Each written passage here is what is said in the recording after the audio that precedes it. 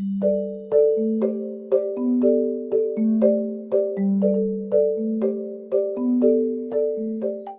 Good morning जय सबैलाई आज चाहिँ हामी डाँडाको प्रार्थना जाँदैछौँ and welcome to back my mini blog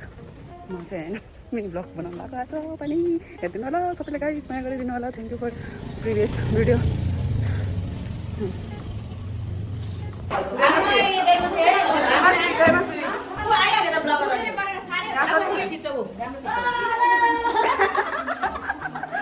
Welcome to my channel, everyone. Please like, share, comment, and subscribe. Don't forget. Okay. Okay. Jai Masi. Hello. Vlog. Recording video. Video. Vlog. We are ready. Look, guys, okay, bye now. Baca jam. Apa? Miskin lagi. Lah. Cita. Okay. प्रार्थना गर्छु म निस्किन्छौँ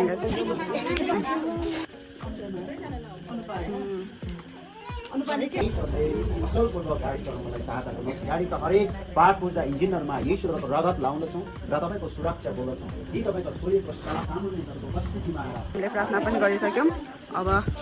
head to go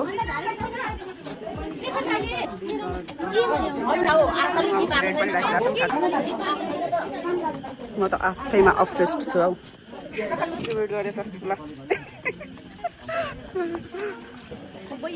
भैया okay रुमे दिनु ल हाय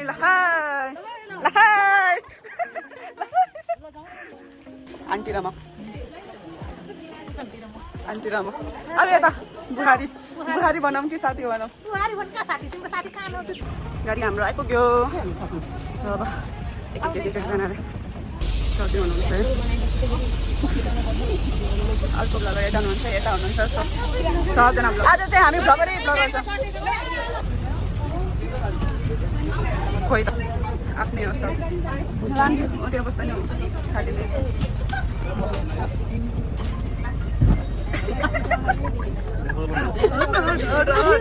दिदीको capture गर्दैछु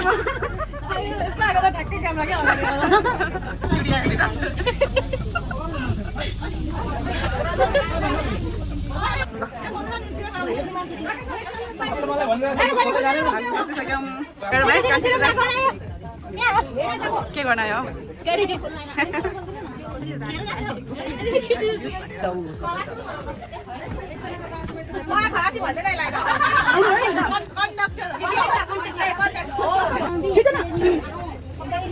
निलाम गइसक्यो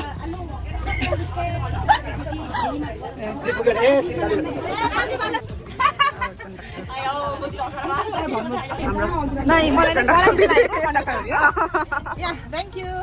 Okay, अनि निस्क्यौँ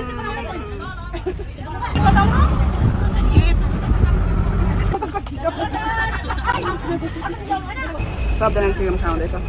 हाम्रो दिदीबहिनी हाम्रो आमा पनि वेलकम छ डिस्कस भइरहेको छ पोर्क खाने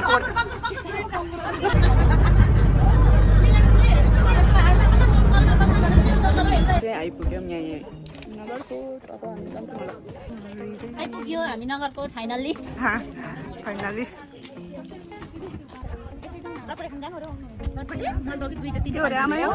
आमा के हो रे यो छोड्ने हो अचार खाने छोड्ने है यो हामीले गाउँमा पाहाडमा खान्थ्यौँ यो पाहाडमा खाने चिज हो यसको अचार खानलाई मिठो हुन्छ मसँग सम्पर्क गर्नु ल हेर्दै हुनुहुन्छ आमाले चाहिँ दिदीले आमाले बाँड्दै हुनुहुन्छ यो एक्चुअली यो त मैले खाइरहेको घरमै हो पानी चिया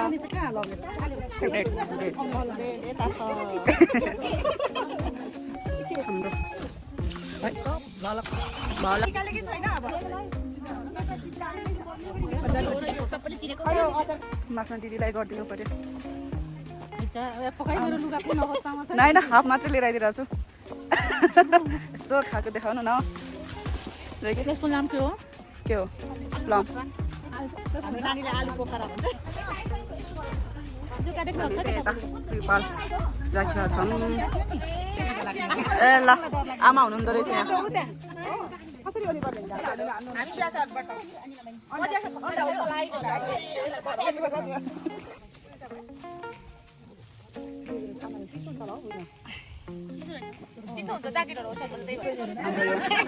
प्लेट नभएपछि यस्तै हो हामी चाहिँ यहाँ खजा खाँदैछौँ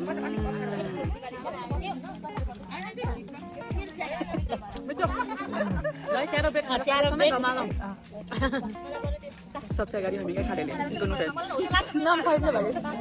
एक से अगाडि हमें फिनिश कर ले विनर अब मेडल चाहिए मेडल सिकाउँदैछ हमें किनभने ड्रेस पनि ग्रिन अनि यो ग्रिन ग्रिन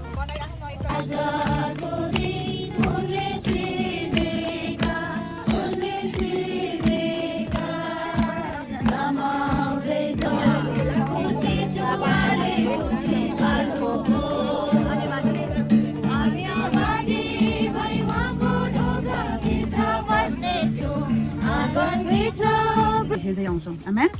हामी मनमा नै उहाँको प्रकृतिको कुरालाई हामी सम्झिन्छौँ र महिमा दिन्छौँ आमेन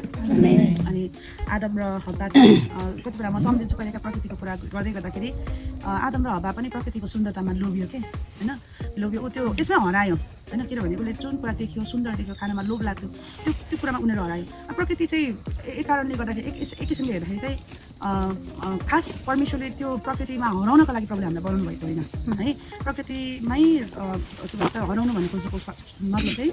प्रकृतिको सुन्दरतामा लोभिनु ठिक छ उहाँको सुन्दरतालाई कल्याण गर्नु अझै त्यो सुन्दरताबाट चाहिँ उहाँलाई महिमा दिनु एउटा कुरा हो तर आदम र हब्बाले के गर्यो भन्दाखेरि चाहिँ त्यो सुन्दरतामा लोभिएर त्यसमै हराएर त्यो कुराले पाप गरेर पाएको भन्दै अहिले त्यो कुरालाई देखेर चाहिँ उनीहरूले चाहिँ के गर्यो भन्दाखेरि त्यो प्रकृतिलाई नै पूजा गर्न थाल्यो प्रकृतिमा केही शक्ति छ है भनेर होइन हाम्रो विशेष गरी अब प्रायः हामी के भन्छ यो मङ्गोलियनबाट आउनेहरू र इभन ब्राह्मण समाजमा आउनेहरूबाट होइन अनि हामी सबैजना यसो हेऱ्यौँ भने चाहिँ हामी प्रायः चाहिँ प्रकृतिमा अल्झेर हामी बस्यौँ क्या त्यो चाहिँ पुर्खाहरू त्यसरी बस्यौँ तर आज हामीलाई चाहिँ योबाट हामीलाई मुक्त गराउनु भएको छ यो कुराबाट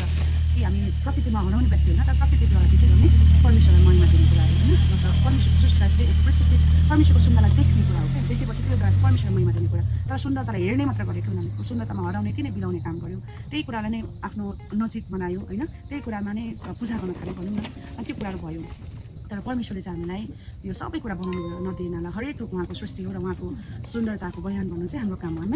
उहाँको वचनले भन्दछ कि हामी तपाईँ र मलाई चाहिँ किन बनाउनु भयो भन्दाखेरि उहाँलाई महिमा दिनको लागि उहाँलाई प्रशंसा गर्नको लागि उहाँलाई उचाल्नको लागि हामीलाई उहाँले बनाउनु भएको छ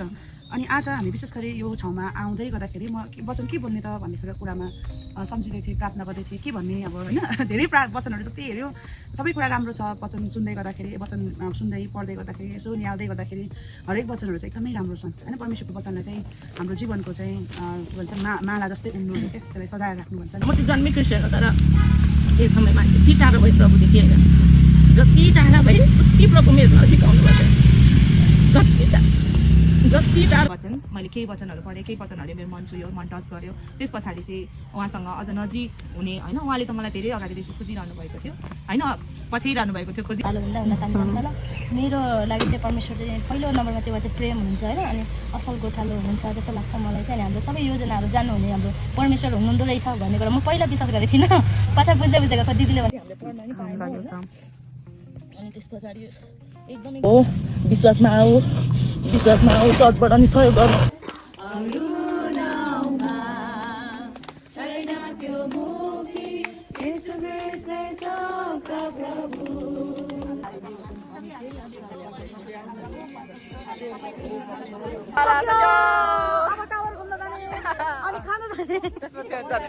अब हामी चाहिँ टावरमा जान लाग्यो घुमी गर्न गाइस सब्सक्राइब गर्नु होला मेरो युट्युब च्यानल यस्तो चटपट पानीपुरी खाने भए राम्रो छ गाइस नगरकोट भन्दा यो चाहिँ भ्यू है नगरकोटको यही हो अरू केही छैन गाइस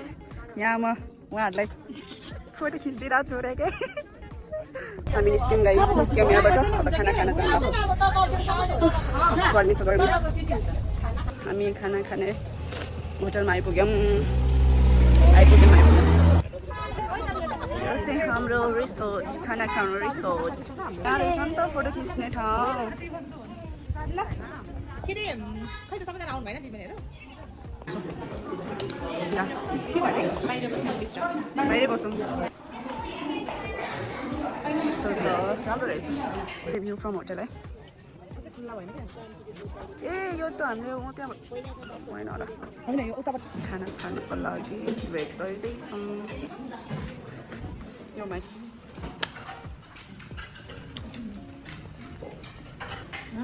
खै हामी त खायौँ गाइस हामी खाना खायौँ अब हिँड्यौँ घरतिर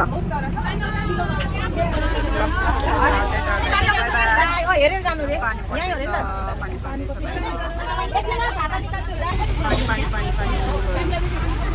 thank you guys for watching thank you so much हेरिदिनु होला ब्लग मेरो अनि त्यसपछि